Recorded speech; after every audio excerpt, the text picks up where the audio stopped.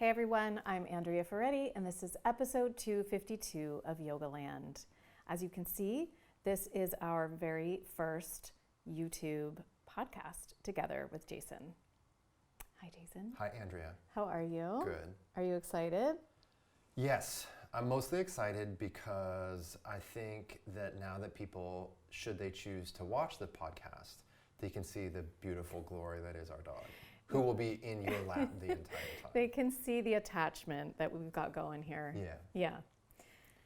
So today we are going to talk about imposter syndrome. This is something that comes up a lot in your teacher trainings with your trainees asking about it.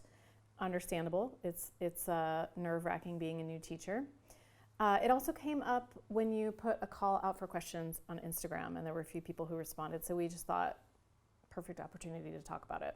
Yeah, and it's always been one of these topics that I have plenty of insecurities, but I've never had the insecurity that I was an imposter. And so, or at least not in this context, right? And so it's always been one of these things that when people brought up, I didn't really have a lived experience of. So my impulse was to kind of deny it. And just not deny that people had imposter syndrome, but to essentially chalk it up as pure insecurity, right? And then the more I got to thinking about it, and the more people have brought this up over the years, the more I realized, like, oh, no, this is something to actually go a little bit more deeply in. So it's something that I have spent more time trying to understand.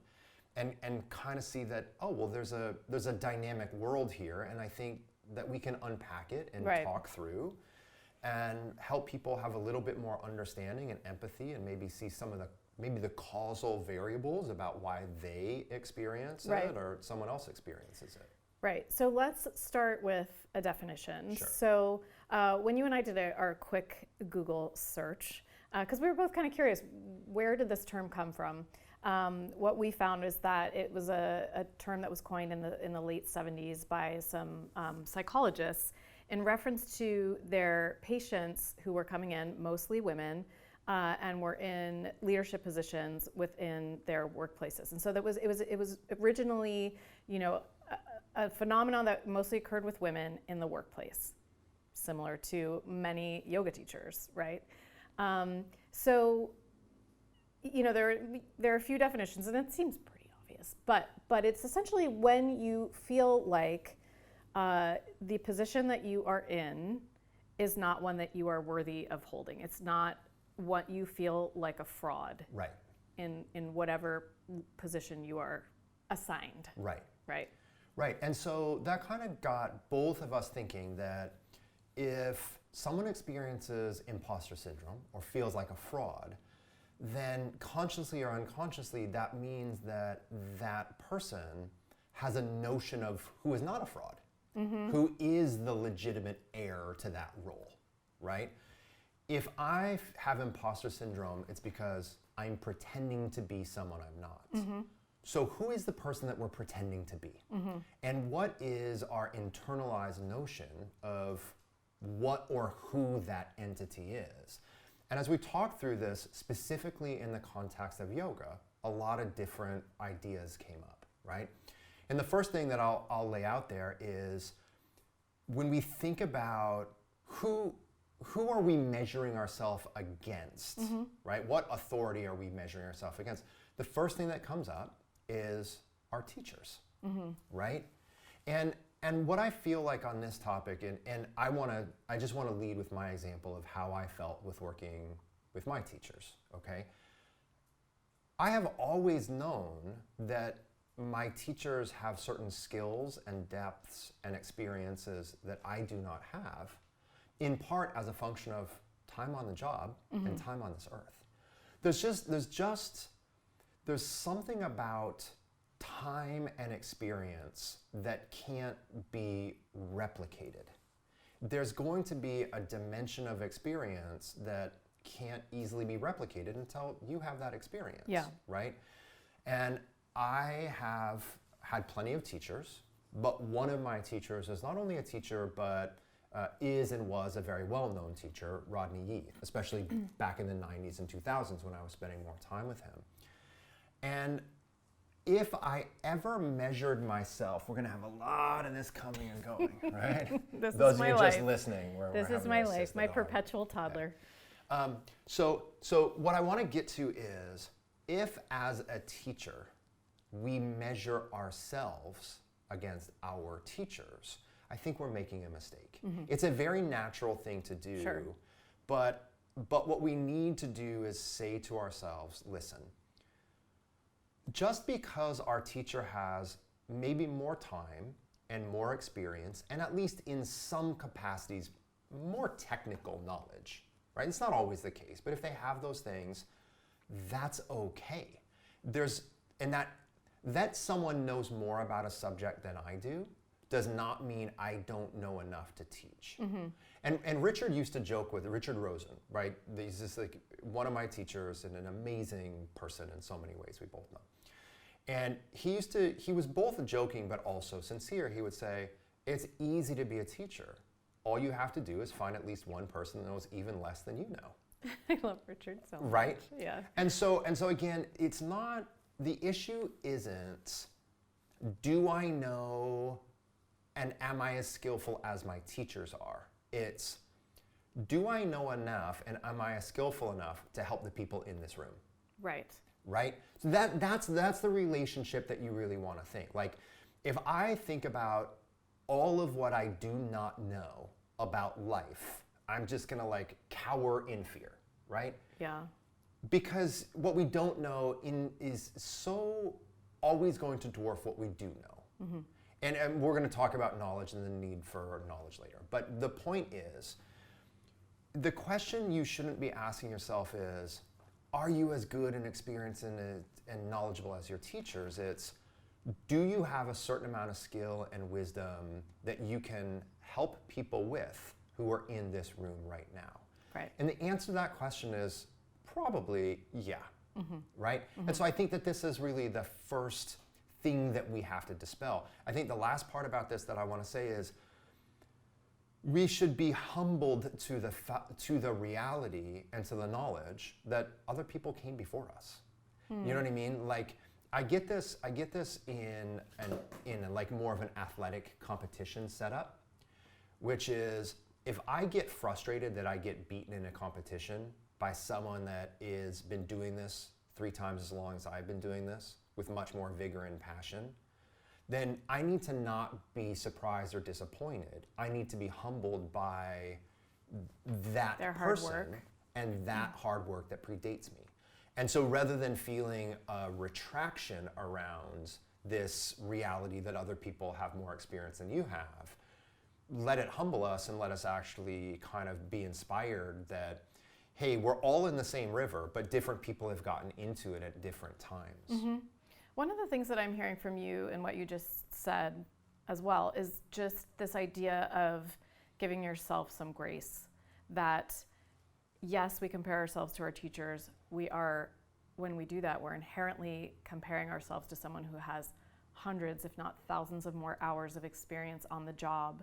Therefore, understand the comparison, understand that, and give yourself grace that you're just not there yet. Yes. But that doesn't mean, like you said, it doesn't mean not being the same as your teacher doesn't mean that you're not worthy of standing up there and teaching what you know. Correct. You reminded me of something, which is, and again, speaking of Rodney, I think one of the things that we do to our teachers and other entities in life unconsciously is we treat them as static people.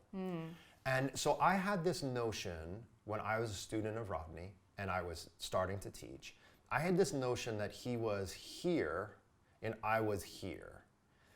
And more importantly, I had this notion that he was here, but he was never going to be here and here and here. That somehow he had achieved a level. He had arrived. Yeah, he had arrived. As if he had arrived in life, as if that life was now a static entity or a static fixed address.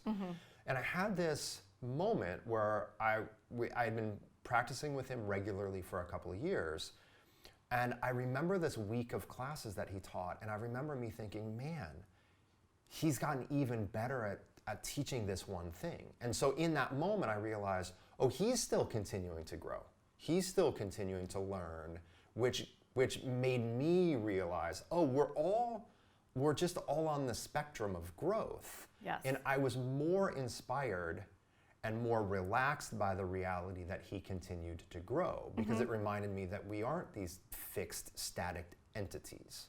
And that's actually the kind of person you want to look up to as a teacher too. Absolutely. Someone who is willing to continue growing and continue learning. Come on up, lady. Come on up. Another thing, and you were the one that brought this up, is so another reason we may have imposter syndrome or not live up to the idea of who we think the real and authentic teacher is, or the real genuine artifact, is the projection that we believe our students have on us. Yeah, I mean, I think I was actually comparing it to being promoted in a workplace setting, and you know, you're suddenly promoted to this role that you always looked up to. Like, let's say I had been promoted to editor-in-chief, and you had been. I was almost said, and you denied I the almost promotion. Said, suppose I had accepted the position of editor-in-chief, but I felt like that would be a little, I don't know. Yeah. So suppose I had been promoted to a big role, and you need to just relax for a second, okay? I would She's have talking to the dog, not me. my own perceived expectations of everyone else on me. And those would be my own perceptions, right? That I would carry into that role as baggage. And if I really wanted to do an authentic job in that role, it would behoove me to not actually take those expectations to heart when I led my first meeting. It would be to go in and step into the role of the leader that I most wanted to be, and to embody that in that moment, and just do my best from moment to moment, rather than trying to anticipate what everyone else is thinking about me. Once in a while, teachers will say, especially in the context of a training, like, I think you know, my students are projecting on me, or maybe they're kind of judging me. I feel like I'm being analyzed. And I always want to say, oh, no. And the answer is, well, yeah, we kind of do that as humans.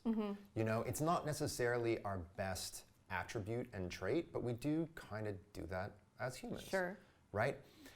But I think what we know at this point of our lives is we just really can't control other people's perceptions of ourselves. And it's best not to try. Like, it's best not to really even allow ourselves to play that game. Yeah. Because it's impossible to control, and it's best to allow people, for better and worse, just like other people allow us for better or worse, to have their inner life. And a student is going to think what they think of me. I can't, and it's going to be so baked into their life on this planet, I can't change it. The only thing that I can change is the way in which I carry myself and present myself. So I have to make sure that I'm not doing things to feed into those projections, right? Yeah. I have to not kind of swan into the room and pretend to know things I don't know and so forth, right? Or to pretend I'm, the moral authority of the universe and blah, blah, blah. I like imagining you swanning into a yoga room. I don't think I've ever seen that. So we have all these cameras, right? And the amount of times you've seen me trip over cords in the last 24 hours, you have no idea how many blocks I have kicked. We should have a whole segment. And I know water bottles.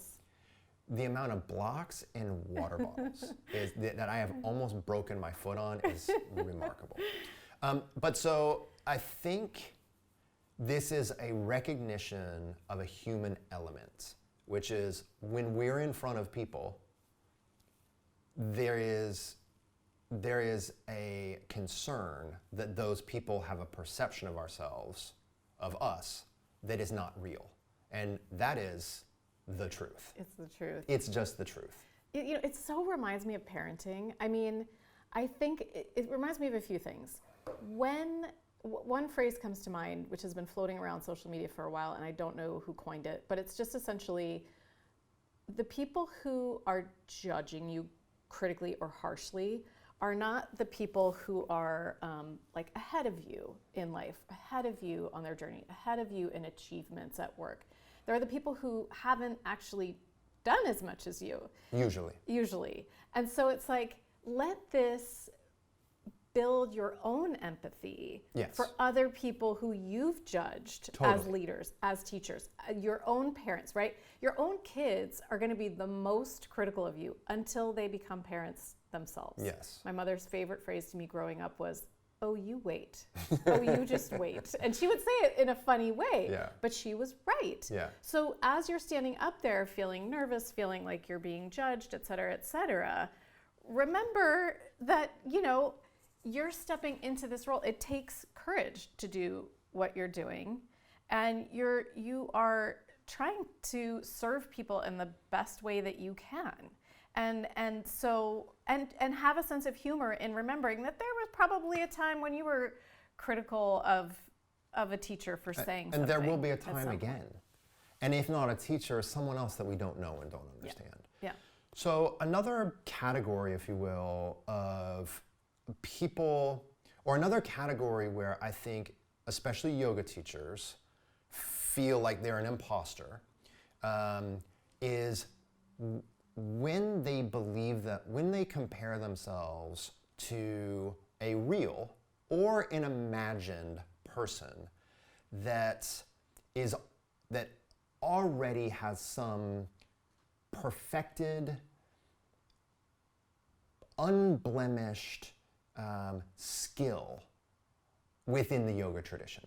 Right. I think another way of saying this is there's an extra layer of pressure on yoga teachers because it's a spiritual tradition. Well, but spiritual tradition, but it can be postural. So, so what I mean by this is whatever I perceive as like, oh, that's a real yogi. Maybe I perceive a real yogi as someone who has unbelievable back bends and inversions and arm balances.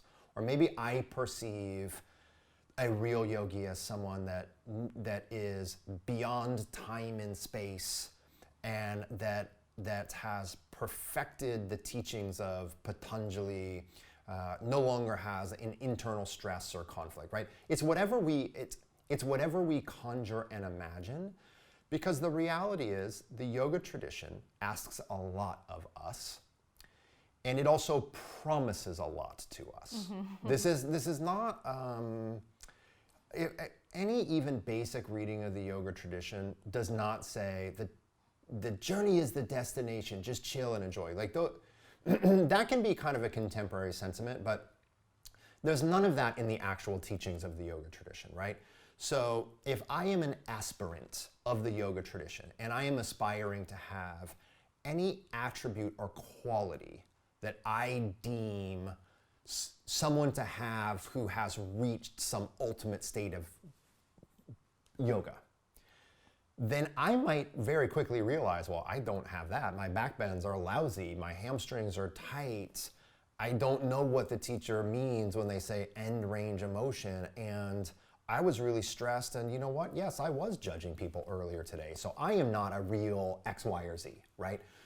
So kind of what I'm saying is we can fall short of any rarefied or idealized notion of what we believe a true yogi or yoga practitioner to be. Like it's an easy thing to fall short of if we have this image of ultimate perfection, whatever that means, right?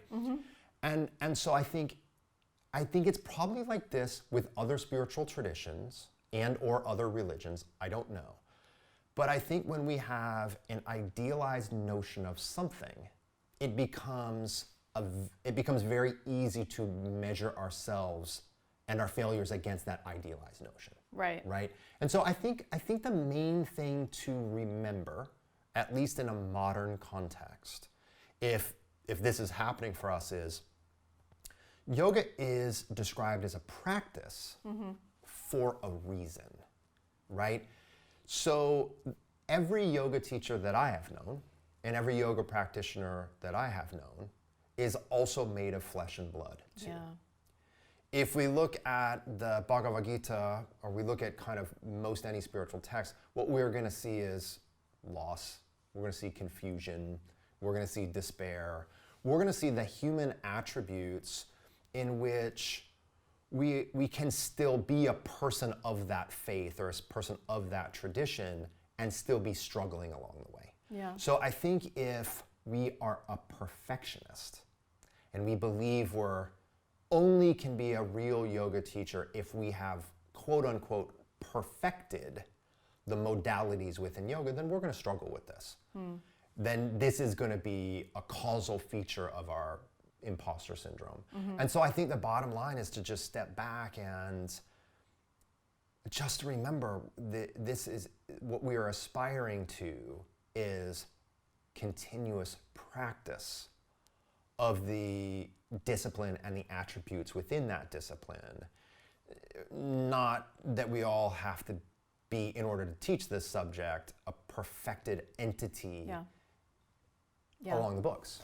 Yeah, I mean, this could be like a whole other podcast because I just think it's just kind of fascinating to think about this idea of, I'm just going to say it, I'm just going to, this idea of like being an awakened being, right? Yeah. Which is in some ways an aspiration of yoga and being a householder. Yes. And we are all householders. And this is where I say, I could get myself into trouble, but like P.S., many people who have claimed to be awakened beings have not been awakened beings and have been more flawed than you and I put together, and Ginger put together. She's flawless. So she is flawless, that's true. So I think part of it is, as what you and I believe is accepting the process of growth instead of aspiring toward an ideal of perfection. And I think what goes along with that is sitting in and being able to accept that criticisms may occur to your face or not. It's interesting, like I have been criticized on the podcast for not being perfect. I have been criticized for not knowing everything about a certain subject that I interviewed someone about. And I thought that was so kind of funny and interesting that I am interviewing an expert about something in this particular situation, and I was being criticized for not knowing Right. To me, my value is to be curious and open and to ask questions and to be honest about my intellectual gaps, right? That to me that's what I aspire to. So that criticism did hurt for a second, as all criticism does. And it made me, it's like, it stings. I reflect honestly. I try to be honest about where they might be right. And then I come back to my own values. And in that particular situation, I have to let that criticism go. I have to, or I'm going to drive myself crazy. Right. I want to go back to one root cause. This is because you kind of brought this up in the very top of the conversation when you said, this isn't something that I have experienced too much. And I love that you said that. It's so honest, and I really appreciate it. And I think that in part, that is potentially a gender difference. Sure. Right? Where do I start with this? We're more accustomed to seeing men in positions of power. We're more accustomed to seeing men in positions of leadership. We're more accustomed to seeing men command a room. And the gender pay gap still exists, right? So I don't have the statistics in front of me. I can put them on the show notes page because I always think that kind of thing is really interesting. But from what I remember when we were looking at it yesterday, it would the Pew report of 2021 said that women would have to work 42 more days per year to have equal pay to men in requisite positions. So if you think of it that way, as a woman, we start out with this baseline, like visceral knowledge, material knowledge that we're not as valued in society for the roles that we do. We're just not. So I don't say that to be a downer. I say that to say it's natural that you might feel as a woman walking into a room like an imposter. Certain things are just so deeply enmeshed in the cultural fabric, and we are not immune to cultural fabric. Yeah. And all cultures have fabric that people are not immune to. And so this can be baked in to psyches. And we see two different ways it plays out. If this is the causal variable, right? That I didn't really feel this issue because I'm within a cultural fabric that kind of lets me more readily learn on the job. That's something that's actually another subject, but we could go forever. One of the things I just also want to say is, in everything, there's a lot of learning on the job. Mm-hmm. So going back to early on, if you feel like you're an imposter in the first couple of years of being a teacher, it's because you're not super good at it yet. Yeah. That's okay. Yeah. Like, it doesn't matter. Anyone that's new to their job, new to applying things, it is a long learning curve. Mm-hmm. I think the other thing we forget is, like, this is actually a difficult job. There's a lot of skills that go into executing this job, right? But back to the gender disparity, maybe one of the causal variables, or maybe the causal variable of me not experiencing this, although I'm sure there's men that experience this in life, is that because it wasn't subliminally baked into my psyche. Yeah, and also, I just want to say, like, to sort of, I always want to look at the the positive side, but it makes it even more important that as a woman you step up as yourself in that leadership position. One of the things that I read early on when I was starting the podcast, should I pick her up? I'll pick her up. When I was starting the podcast was I read an article on The Cut.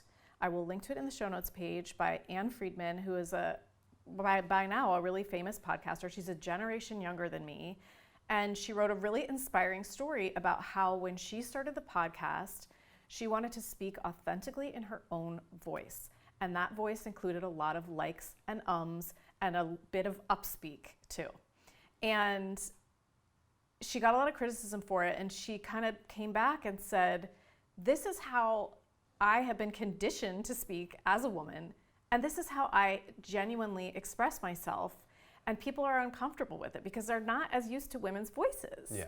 And I just thought that gave me a lot of permission and a lot of leeway that, because we're not used to seeing women express themselves as leaders, we feel as women uncomfortable about being leaders because we're not fulfilling the expectation of expressing ourselves like a man and being a leader like a man. We just haven't seen it. We're not used to it. So we hold ourselves to this expectation that we can't really fulfill because we're just different. Yeah. So anyway, I just think that makes it even more important to be willing to put yourself out there and lead and know that critics are just going to be there and be no matter what, and try to be okay with that. Yeah. So there's two more what I think are kind of images where we can deny our validity because we aren't that, right? Or not everyone is that. And one of them is, I think that there are a lot of people that feel like they're an imposter if they're teaching yoga and they're not from India, or they're not of Indian origin or ethnic descent. Right. And I want to defer to the complexity of this particular topic to other guests in conversations, especially as it relates to cultural appropriation and so forth. It's just, we have other people that have a more intellectualized and shared lived experience to talk about the complexities of these topics. But I do want to give kind of two thoughts on this. And again, the first one refers to me and my experience. So I've had many teachers that were very influential in me. Most of them, honestly, have been men. And there's been two, Mary Piffard and Patricia Sullivan, who are really important in my development, who are women. But then there's three people who are men that have been really influential to me. One is Ramanand Patel, who is Indian, from India. Rodney, who's Chinese American, and Richard Rosen, who is Caucasian. And all I can say is I feel blessed that I've had them as teachers, and I feel like they were culturally different, but I gained the most by having exposure to all of them, not just one of them, right? So where I really appreciate, there's a lot of ways I appreciate diversity, but one of the things that I want, oh my God, Ginger, we're trying to talk She's about cold. a serious thing. I know she is. Yeah. You know what we'll do? Even though we're on camera here, we'll get her this bed and see if this does it. And if it doesn't do it, then dog, you're gonna just have to deal for another 15 minutes. Yeah.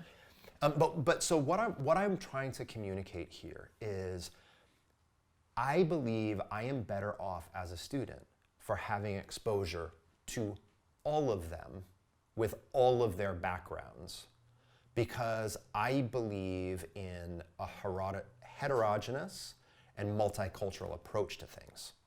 So I don't feel like my education would have been better had it only been from an Indian teacher or Indian teachers. I think that there's something that Ramanand provided us, whether it was him or whether it was from his cultural heritage, I cannot completely know.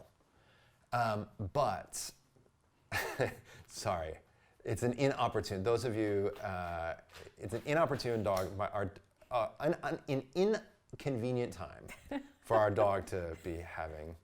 Excited about her bed. Excited about her bed. The point that I want to get really clear on this is, I benefited not just from 3 teachers, but teachers of different communities and different cultures.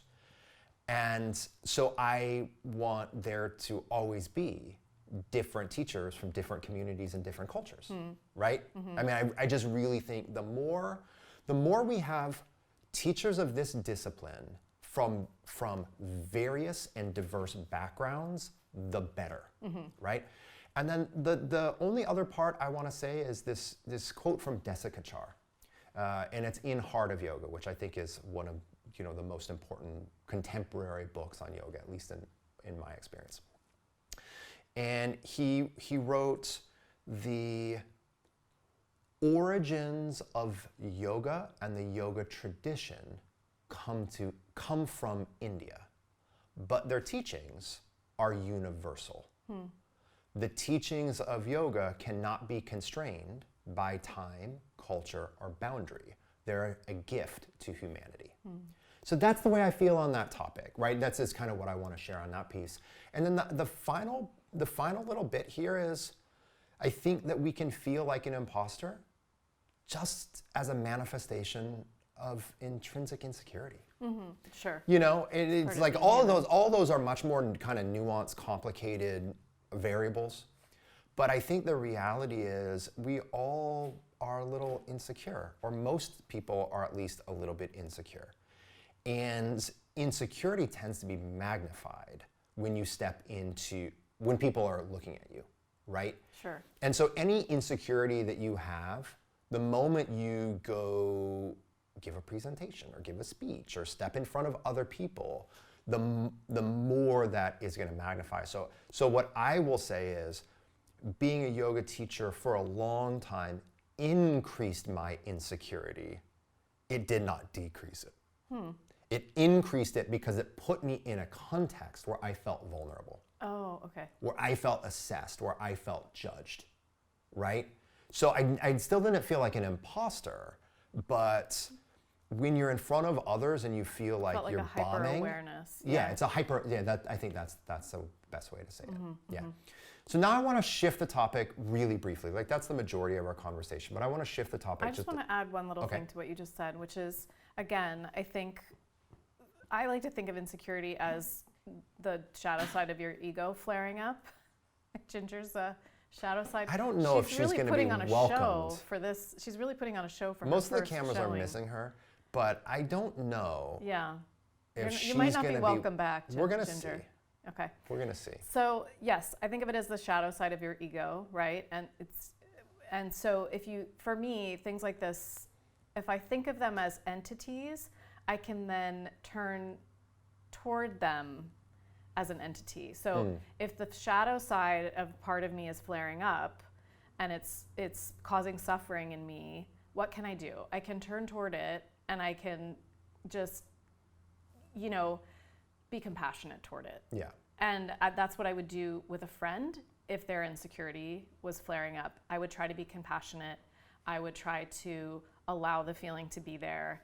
And then I would try to help them let it go. Yeah, it's a normal thing. Like, and actually that segues perfectly, because I think everything we've talked about are things to understand and to release, right? So far, these are like, because these are like all, to some degree, that we've talked about, phantoms, right? They're part of they're part of our complex psychology, right? And I don't, and none of these are like, they're anxieties that need to be managed, or they're fears or their concerns that are real and legit, but they need to be managed, right? But I think that there are also some scenarios where feeling like an imposter might actually be part of your internal checks and balances system saying, hey, you're actually doing something that doesn't feel right to you right now, right? So, and I'm gonna give a couple examples of this, right? So, I don't chant. I don't even chant Om in class. I don't include Hindu iconography, or I don't include storytelling around Shiva, Ganesha, so forth and so on. And the reason that I don't do these things is because I don't resonate with those components of the broader tradition and cultural milieu. It's not that I deny them, it's not that I refute them, it's not that I have an aversion to them, it's that they don't sing to me in the way that everything else does. And so I think that there are certain times when we're teaching, especially early on, we talk about finding our voice, but we very rarely talk about the difficulty and the time that finding our voice takes. And so if you're a yoga teacher, there might be certain things that you're doing when you're teaching that you're phoning in, that you're doing because you feel like it is to be done, or you're doing it because that's what your teacher did, or you're doing it because you just feel like you should be doing it. But those things that I spoke of, chanting and so on, those, to me, I have so much respect for those things, and those things are actually of such great consequence to so many that I'm not doing those things if my knowledge and my skill and my heart isn't in it. And so I think that if you're a teacher, and we'll use kind of a different scenario. You're a teacher and you are, always reading some sort of quote, or always reading some sort of verse, or if you're a teacher and, man, you are just cut from yin cloth, but you did a vinyasa training and so you're just teaching vinyasa yoga, but your heart really rests in yin yoga. Those are all examples of, well, you're not being fraudulent, you're not an imposter, but there's something within your intuition that's telling you you're not on, it's not that you're on the wrong path of being a teacher, it's that there's some component of teaching that you still need to sort out in order to feel more authentic within yourself. And man, that's just not gonna happen in the first couple of years of teaching. You're just not gonna somehow in the first couple of years of teaching feel like you've completely landed on your essence and your subject and your persona. That's another thing too, is like persona. Like sometimes as a teacher, I think teachers will carry a more,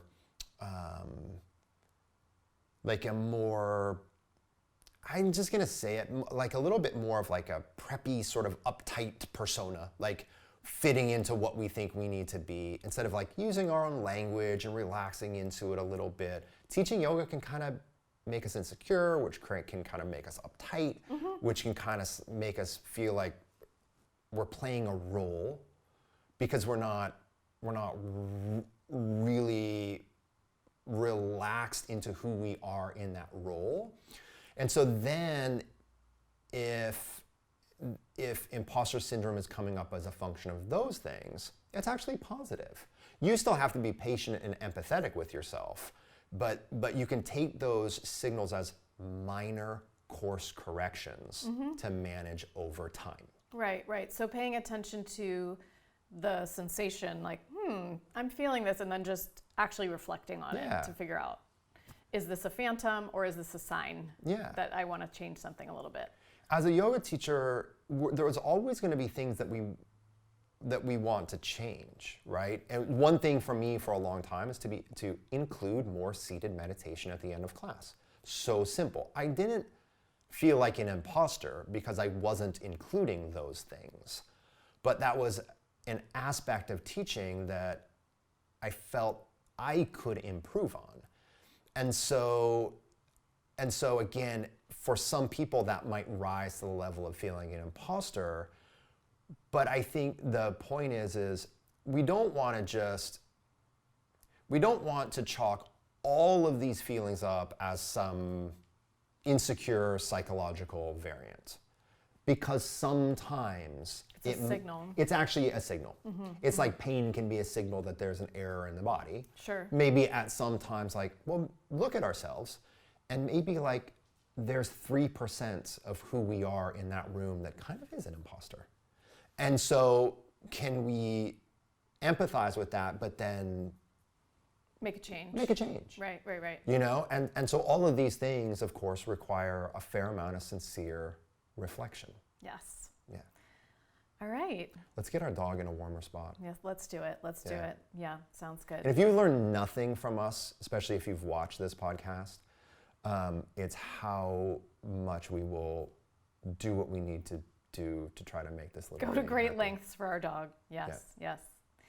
All right, everyone. Well, we have lots of show notes today, so I am going to encourage you to go to the show notes page at yogalandpodcast.com/episode 252. If you're listening to this podcast, you can go watch it on our YouTube channel if you'd like to see us in person.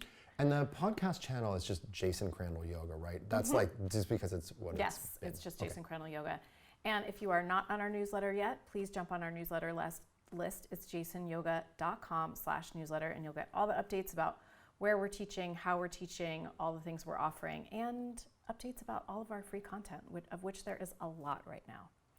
Okay, until next week, everyone, enjoy your practice.